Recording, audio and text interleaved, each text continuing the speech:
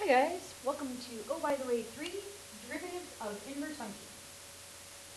Alright, so in this one, we're going to learn about inverse functions in general, as opposed to inverse functions and trig functions. Now in this section,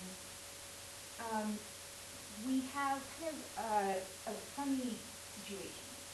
In this section, we've got inverse functions that are where we don't actually have the inverse function, we have the original function. So we're going to start with the theorem, and apparently, that word did not like the word and, sorry about that. So we start with the theorem, and the theorem says, let B equal f of A. If f prime of A exists, and f prime of A does not equal 0, then f inverse prime of B equals 1 over f prime of A. And they give us this theorem, and it always sounds incredibly complicated, and it always sounds incredibly ugly, and people always find it incredibly confusing. So let's see if we can find a better explanation or a better way of understanding this.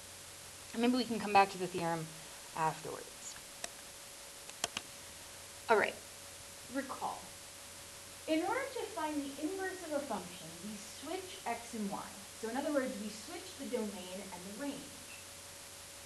So from Algebra 1, remember that when we tried to find the inverse, right, the first thing we did was we said that we had to switch, first of all, we plugged in a y. So we said that, let me get a pen here.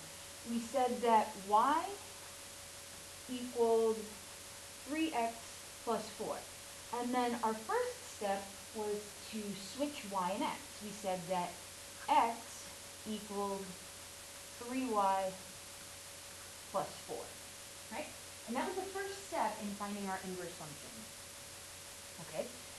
Well, now what we want to do here is we want to say, okay, what's next? Well, what we want to do here is then solve for y, right?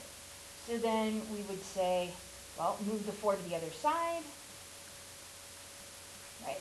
Hopefully this sounds familiar. And we had 3y equals x minus 4, divide by 3. Y equals x minus 4, already having trouble with the pen here, divided by 3. And then our last step was to say whatever y equals, that's our inverse. So our inverse function, f inverse of x, equals x minus 4 over 3. Okay? So this is how we found inverse. Well, the idea is that whatever you do with your inverse, the domain and the range are flipped. Okay, your x and y, your domain and range are flipped. So your domain for x, for f of x, is your range for f inverse of x. And your range for f of x is your domain for f inverse of x. So how do we deal with that? What happens is, if you go back to your theorem, that's what they're telling you. What they're telling you is, here you have your x for f, and this is your y for f, right? And so what happens is, you want to plug in order to find the derivative of the inverse, you're going to plug in your x into f, and that's going to tell you plugging in the y for f inverse. Okay? The theorem, I think, still probably a little confusing, so let's take a look at an example and see if it makes any more sense that way. Okay? So, here we go. Find f inverse of negative 2, f inverse prime of negative 2 is f of x equals x to the 5th plus x cubed plus 2x minus 2. The first thought might be, hey, let's just take the inverse and take the derivative. The problem is, I dare you to find the inverse of that.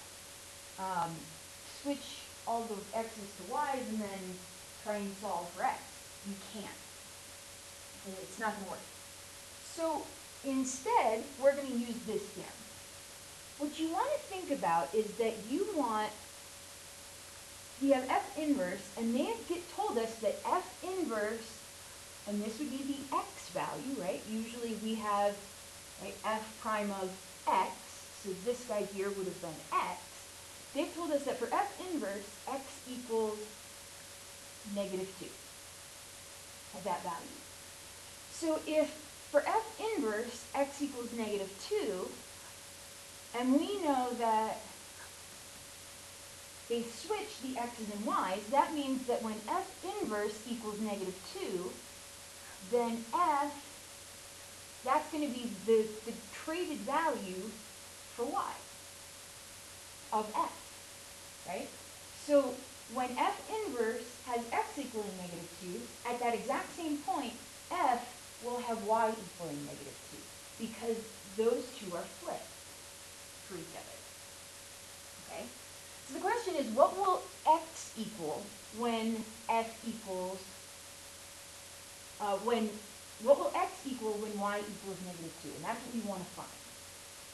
So I'm going to take f, and I'm going to figure that out. Okay, so if f of x, so f of, I'm not sure what, right? Like I said, I'm not going to write that. There's more like that. So we're going to have x to the 5th plus x cubed plus 2x minus 2 is going to equal -2. You know what that is. And you can put this in your calculator to figure it out. We don't really need to in this case. If you look at it carefully, I'm going to get 0. If I plug in x equals 0, I'm going to get 0 to the 5th plus 0 cubed plus 2 times 0 minus 2 equals -2. Most of the time, these will be easy enough to figure out on your own. Okay? And these all go away, and I get -2 equals -2. Perfect. So if x equals if x equals 0, then I get my desired result. So x equals 0 is my mystery number here. So if x equals 0, these guys switch. That works both ways. Okay. So we know that when f of 0 equals -2, that works. Okay. So what do we have to do? Our last step to this problem is to apply our theorem. Our theorem says if this is true, then all we have to do is take the derivative. So we're going to say, what's f prime of x? This is an awfully light green. F prime of x is going to be 5x to the 4th plus 3x squared plus 2. Okay. And we can plug in 0 easily enough. F prime of 0 is going to be 0 plus 2 is 2. And once we know that, the theorem, right, it all comes back to the theorem. The theorem tells us that so long as this does not equal 0, which it doesn't, and this is true, all we have to do is plug it in. So what we get is that f inverse prime of -2 will be equal to 1 over f prime of its x value, which is 0, which is equal to 1/2. Okay? Kind of a weird problem, but the idea here is that you take the known value of x that they give you, and you use that known value of x to find the original function's value of x. You plug it into the derivative and find the reciprocal. That's it. This is your answer. Okay? Let's try another one. See if we can make some more sense of this. Okay? Find f inverse prime of 9 if f of x equals 3x cubed minus x plus 7. Okay, so here we go. Once again, we know that if f inverse has an x value of 9, that translates into f of x having a y value of 9. Right? So if f inverse has an x value of 9, f has a y value of 9, and we're going to use this y value to find out what the x value is, because we don't know what that x value is. Right? And we need to figure that out. Okay? And for that matter, we don't know what this y value is. Right? We need to find out what those are. Okay? So we're going to plug that in. And we're going to say x cubed minus x plus 7, and we're going to use, this is f of x, right? This was f. So we're going to plug in the y value equals 9. Right? Okay.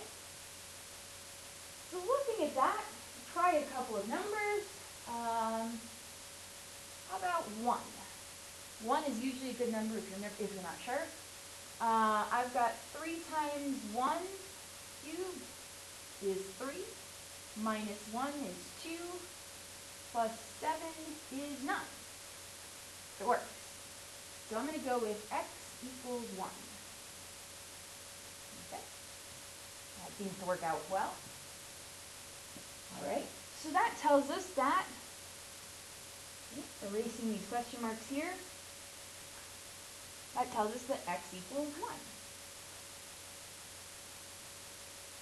All right. Now that we know the x value, right, we know that f of 1 equals 9. Or, in other words, f inverse of 9 equals 1. Right? Okay.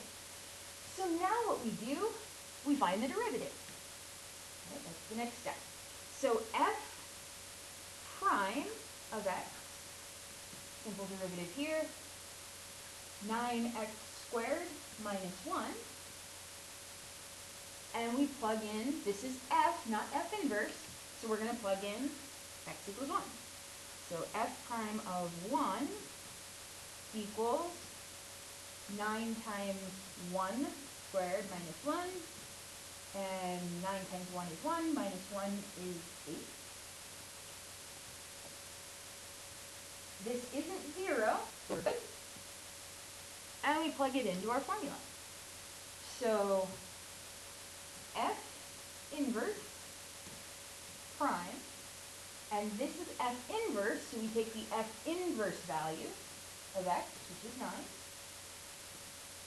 will be equal to, and it's equal to 1 over f prime of its x value. Its x value is 1, and we already know what that is. That's 1 over 8. Nothing to it.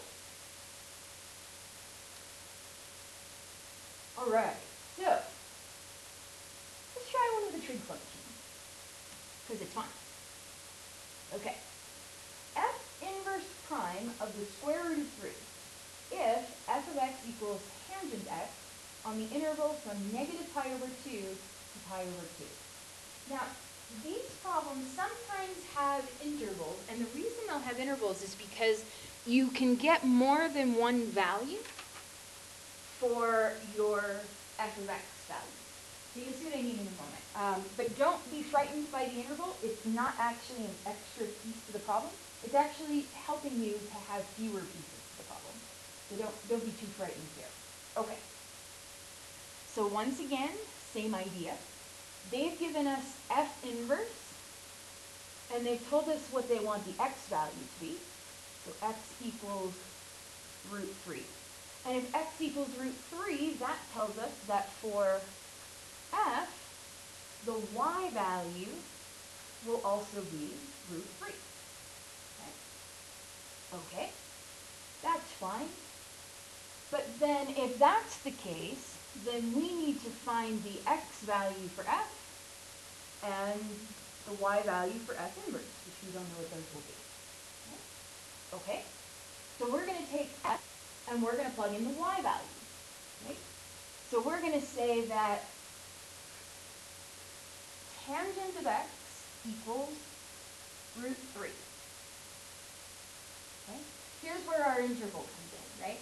Because it goes from pi over 2 to negative pi over 2 to pi over 2. And if it didn't, we could end up having 1,500 different values for x. And so they've given us negative pi over 2 to pi over 2 so that we only get one answer here. Okay? So tangent of x equals root 3, and hopefully we all remember our trig facts here. And hopefully we all remember that this comes out to pi over 3. Okay? So x equals pi over 3 gives us that piece of information. So once we know that, we get x equals pi over 3.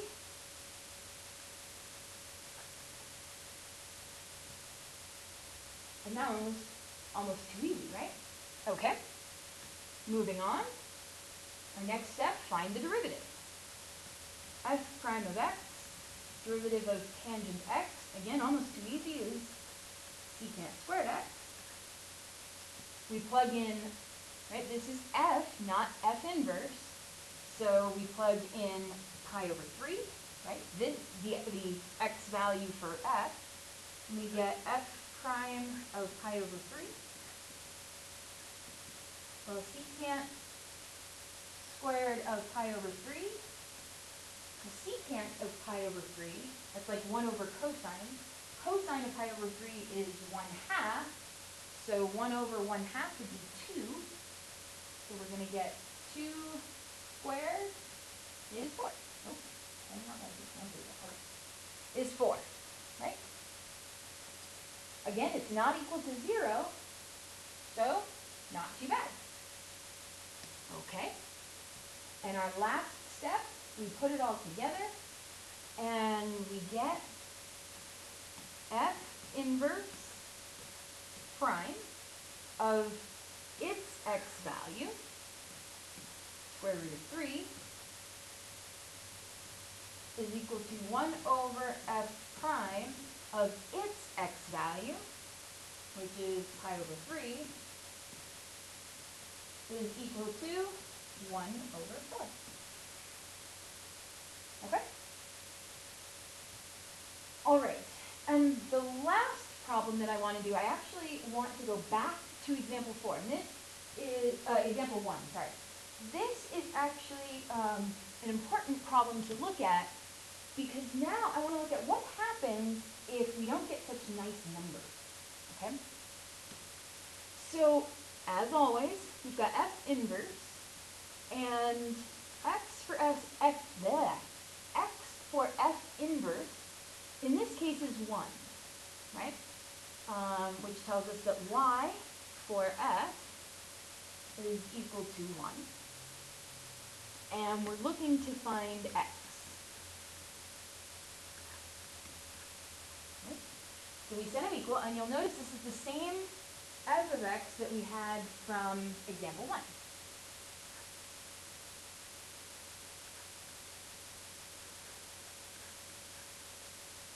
And we set it equal to 1.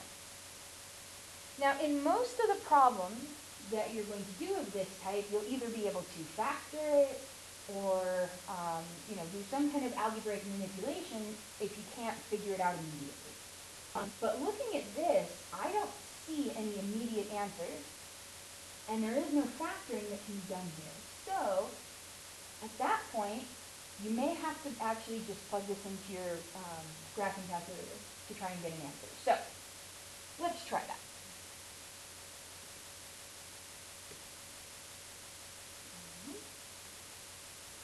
All right, here we go. So you'll notice I plugged these in already, and let's see what happens. So what I'm going to do here is I'm actually going to put in our functions and subtract them from each other. Okay? And the reason I'm doing that is because what I'm going to do is I'm going to basically move this 1 to the other side. I'm going to go x to the 5th plus x cubed plus 2x minus 2 minus 1 equals 0, so that I can use our second calculate function. Okay?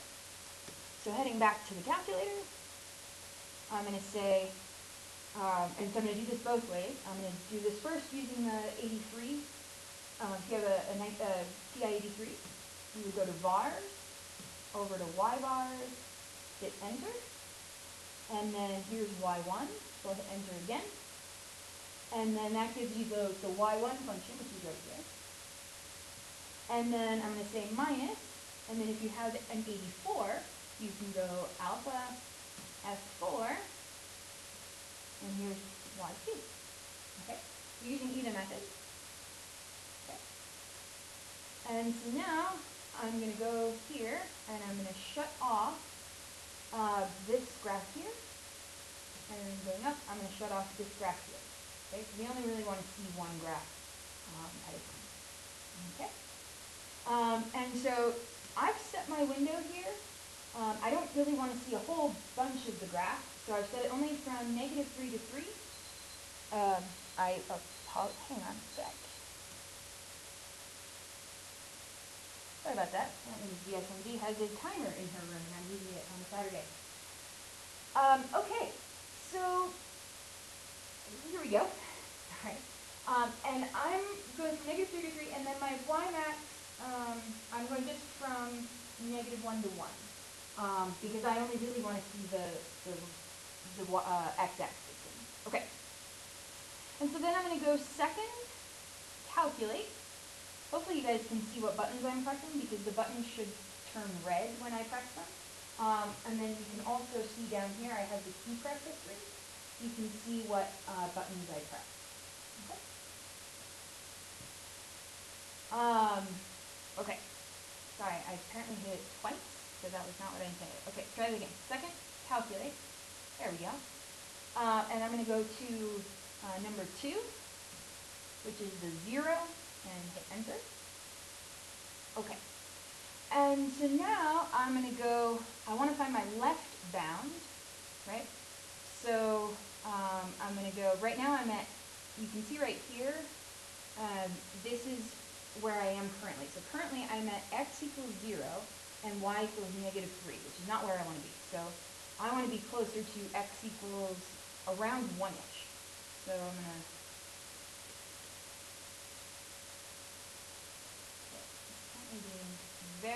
sorry. Yeah, you have to hit left and right, not up and down. Sorry about that. So I'm going to go, remember that this one, if you go too fast, it gets away from you. Here we go. And so now you can see my cursor coming here. And that's too far because now I'm above, see it's asking for a left bound, and the left, in this case, would be below it. So I want to be just on this side, so now it's something in the negative range, and I'm going to hit enter. And then the right bound, this is perfect because it's just above, and that's positive, so I'm going to hit enter. And for a guess, it doesn't matter where you are, so just hit enter. And there's my 0, 0.88418346. Okay?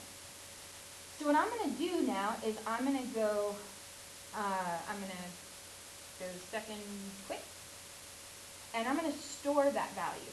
So I'm going to hit X, and I'm going to press store, and I'm going to store that value as alpha A, and hit enter. Okay? And we see that it comes up here. And just so that I remember what it is, I'm going to write it in here, 0.884. The idea is that you don't ever want to round mid-answer, and that's why I like to store these values, because this way it helps me not have rounded answers like 0.884. But if we can help it, we don't want to round answers in the middle of a problem, because it's more exact. And actually, when you store it, your calculator is not only storing these digits right here, it's actually storing all of the digits that it has. And it's calculated many more than just that. So it's actually storing a really, really precise answer. Okay, so now, going back to here, the next thing that we would do, right, is we would take the derivative. And what would we do? We would take the derivative at that point, right? We would be finding f prime of 0.884. Well, rather than trying to figure that out and plugging in 0.884, which is going to be really ugly, our calculator can do that for us, right? We've used our calculator up to here. There's no reason to stop doing so now. So what we're going to do is I'm going to say, I'm going to go to, I'll do this first using the math print. I think I have math print up. I'm going to go alpha f2, and here's n deriv, hit enter. Oh, I do not have math print up. Sorry about that. So we'll find it here. So it's under math, and then it is number 8. Okay, so it's n deriv. Then you've got it in your variables already, right? It's saved, you can see it here, it's saved as y1. So you no need to type it in again, just go to vars, y vars, function, y1. Then you need to tell it, are you doing this in dx, dy, whatever? So you're going to go comma, x, comma. And then what value do you want to plug in? And the value you want to plug in is this value right here, right? You want to plug in that value. So you're going to say, okay, there we go. So then you're going to plug in A, right? So alpha A. And then close parentheses. And there's your derivative. Not so bad, right? These calculators come in handy. I've already forgotten what I was doing. 7.401, right? Okay. So for those people who have a later calculator, well, actually, we'll do that in a second, so just hang on.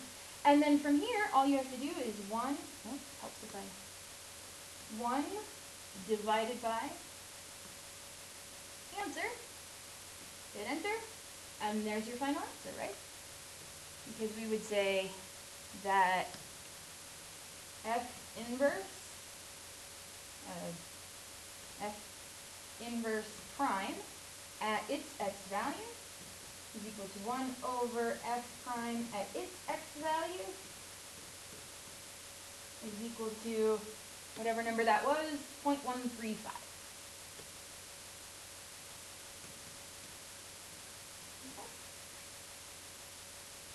And that's it. Now, if you have math print, you can do this a little bit faster. Okay. So let me go into math print.